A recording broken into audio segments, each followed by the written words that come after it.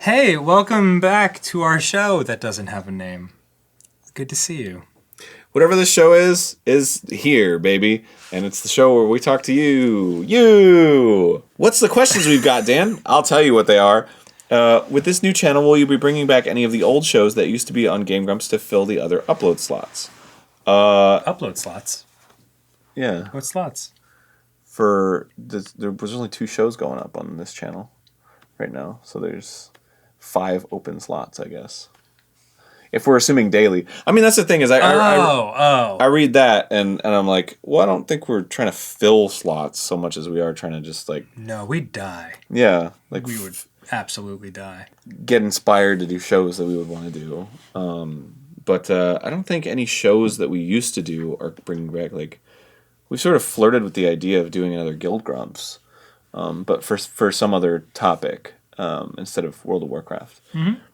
That'd be fun. But no old shows are coming back as far as I know.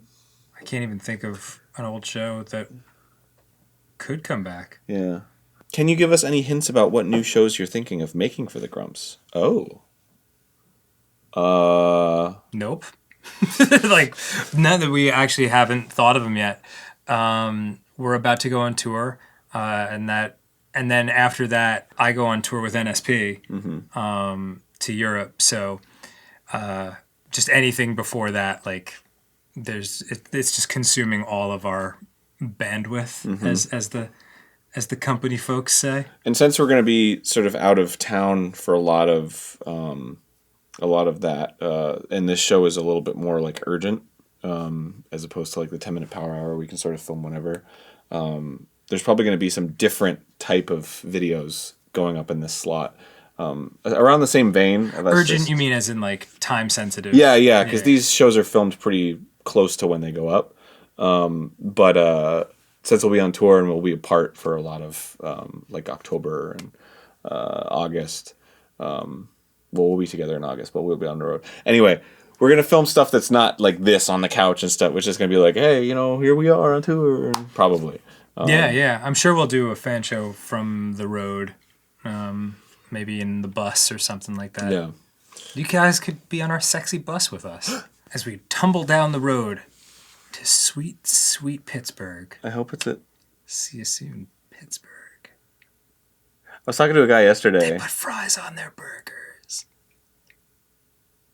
You haven't had a burger in like 9 years. I know.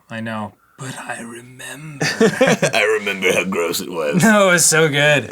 So good. I was actually talking to a guy about a tour, and he was like, "Where are you going?" And I was like, "Pittsburgh." And he was like, "Oh, Pittsburgh! I love Pittsburgh." And I was like, "Really?" It's cool. Because all Dan does is joke about how terrible it is. No, that's not true. It's got the 3 rivers and the cable car that goes up and the Steelers, and there's lots of good stuff about Pittsburgh. And they put fries on the burger. Is that why they call it Pittsburgh? Because it's got burgers, and then there's... I believe burg is like another term for a village. Fries sometimes are called pits. They're not. They're sometimes called chips in England. But if you spell chips backwards, it's pits. One of the questions we got was, you mentioned wanting to make a... I don't think that's correct. Tucker is just staring at me and drooling. Trying to do a show here, man.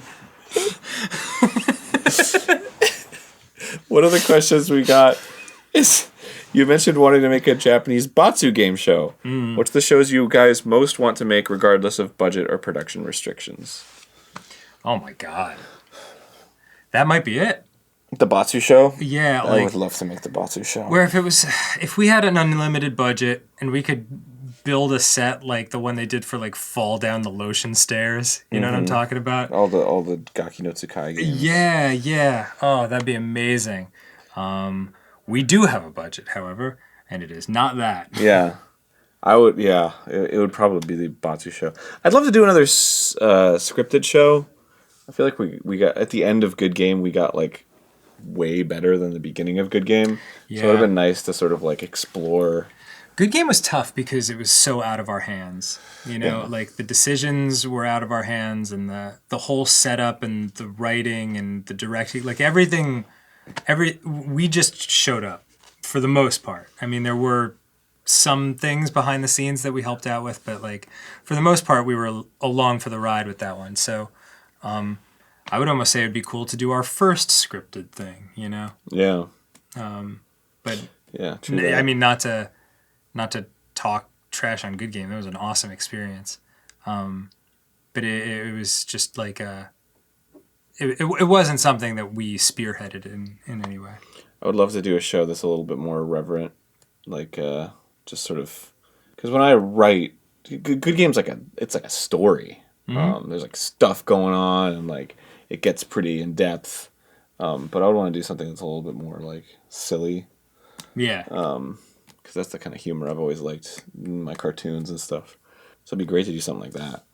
But that's expensive, and I want to make a Gyaru cartoon. Do you really? Yes. That'd be And amazing. I could make Gyaru anime. Still batting some ways we could maybe do that around in my head. So I don't know. That'd be cool. I don't freaking know. Maybe you watch and you see. Maybe I don't know what this character is. I don't know either. Maybe you watch, you see. Why is he popping his collar so much? I imagine it's like a John Malkovich type. I don't know why, because That's it not what sounds John nothing Malkovich like John sounds Malkovich. like. Yeah. I don't know. Oh, I know why.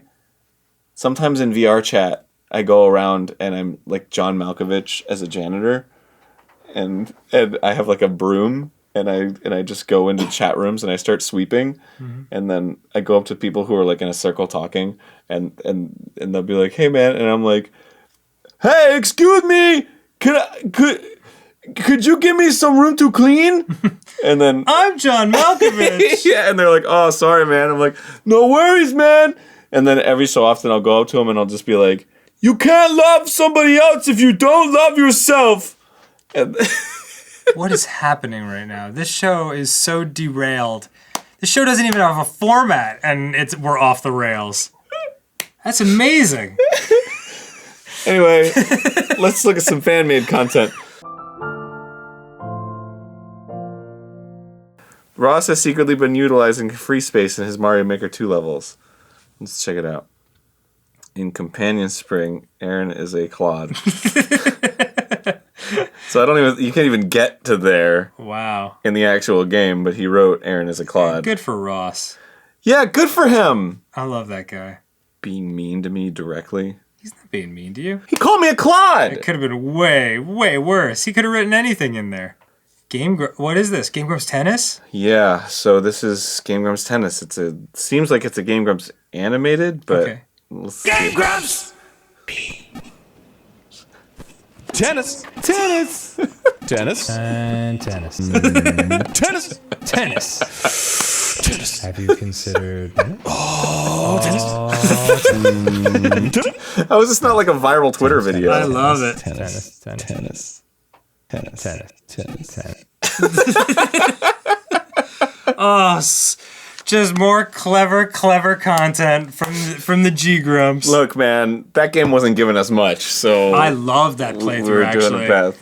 Where we found out that it just loops, like, it's impossible that to one. lose. No, I'm talking about the NES tennis, Oh. where we really got into it, and I went insane. That's right, you got really mad. Oh, it was so funny. It was so funny in retrospect. Not at the time, but very much in retrospect. No, this is the Atari one where, like, you couldn't win. Right. It Yeah, would literally just loop no that matter was what. rough. That was rough. I do remember that Barry titled the first episode of the NES tennis "Rippin' a Deuce," and I always appreciated the entendre. Wow. Okay, so this is an article on celebwiki.org. Celebwiki.org. Okay. And I guess it's like sort of auto-generated or written by somebody who English isn't their first language or Yes. something. Because it's about you. May I read it Yes, out loud? yes, go ahead. I have not seen this before. What happened to Dan Avidan? Bio: sister, net worth, son, single, real name. Here you go. Short guide of Dan Avidan. Daniel Avidan is recognized by his own point, Danny Sexbang, who's an online character, American performer, singer-songwriter, along with comedian. Along together with Aaron Hansen, Avidan is additionally the siphoned of this Let's Play net series Game Grumps. Space period, no space. Avedon can be part of this movie game-based humor music trio Starbomb, together with both Wecht along with Hansen. Yeah. Space period, no space. He is one among this musical comedy duo Ninja Gender Party, Ninja Gender Party! together with Brian Wecht. Dan is one man with a massive group of talents. Is that what you call it? It's very sweet. He has contributed an outstanding performance on his job he has achieved. Oh. Avedon has great research caliber, but he focused on his career. He retains his lifetime not simply to earn huge money, but it is his passion. Wow, that's that. I didn't know that. He has got a massive esteem through his life out. Is that what you call it? He has got a massive esteem through his life out.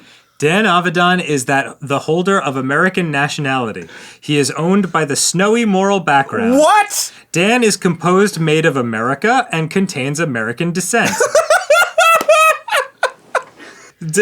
He is that follower of the Jewish religion. He is now 38 years now old.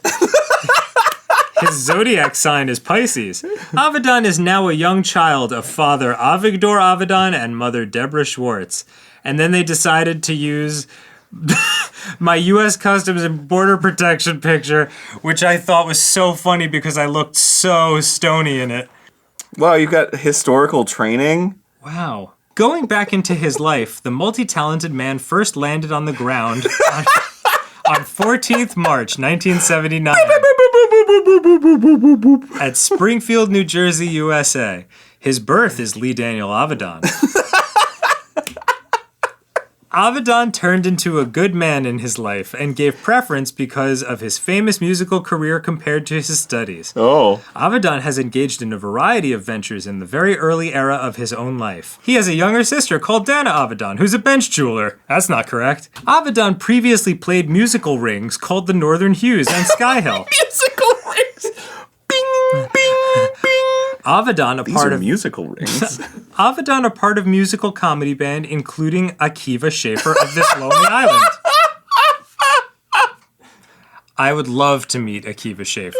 I've never met him in my life. Minding a few pages of his private life, his present marital status is unmarried. Ultimately, that he hasn't dropped in profound love and so is now living a joyful life at the USA. What is that supposed to mean? He hasn't discovered any gorgeous woman it matches him until now. Avedon is loving and occupied with his life, thus the term affair isn't appropriate about his existing lifestyle situation. Avedon has directly sexual orientation. I think they're trying to say straight. And he's proficient in maintaining skilled life and personal life in a balanced state without hurting each other. Well, great. Can you imagine, like, being in, like, going out to coffee with, like, you know, your girlfriends or whatever, and then one of them's like, you know, Avedon is loving and occupied with his life, thus the term affair isn't appropriate about his existing lifestyle situation. He's directly sexual orientation and he's prolific in maintaining skills. Oh, what a dreamboat. Numbers and net worth. Oh, great. Considering his body figures, Dan Avedon has sculpted stature and powerful muscle body. Whoa! Oh my god, who's writing this? I So don't know. thirsty. He is right past and ensures an athletic figure structure. Okay. Avedon stands in the elevation of 5 feet 8, not correct, or 1.8 meters. His physique is strong, probably also not correct. The information associated with his body and weight dimensions are unknown. Oh. He has brown eyes, along with his hair is black. Connected together using him Twitter, not true. Also Instagram, true. His net worth is $3 million at May 25th, 2017. Not true. Cool. $3 million? Wow, In 2017? I would love to have had $3 million 2 years ago. That is, Damn. I friggin' wish. What are you doing? Where are they getting their information? I just love that it started with, what happened to Dan Avedon? Yeah. Nothing. All right. Not a gosh dang thing. Wow, that was very enlightening. Yeah. I feel like I know my own life so much better. Well, thank you for joining us on this show. Thanks for sharing parts of your life with me, Dan. I feel very invited into your world. I feel, yeah. You are always, man, you have had that one little bit of toenail polish on that one toe forever. Yep, it's from Hawaii. Really? Yeah. That long ago? Yep. That's been on your toe for 6 months now. Yeah, something like that. Wow. It's on my other one. I got the pink on the other one. What'd you paint your toenails for? Just for fun. For funsies? Because we were in Hawaii and there was a place you could get your toenails painted. That's what I was getting at. Like, did Susie do it, or did you actually go to a place? Oh yeah, I went like in the group. Is me and Susie. You know, the group. The group. Much like being straight is particular, or whatever the term they use. Oh, yeah. Being married is in a group setting. Well, tune in next time, this Monday for a new Power Hour, and next Thursday for another one of these. Whatever the heck it is, roll the dice, baby. You never know what you're gonna get. It's like gambling with this show. It is exciting. And we'll give you a kiss if you so choose. You have to want the kiss and request the kiss. You have to Otherwise, consent to the kiss. We ain't gonna kiss you. There's no kiss unless There's you no consent. kiss unless you invite us into your house. We're like vampires. Like, you gotta let them in. Or the Minuteman. The Minuteman. Or What? the Midnight Man. Is it the Midnight Man or the Minuteman? We're not Midnight Minutemen.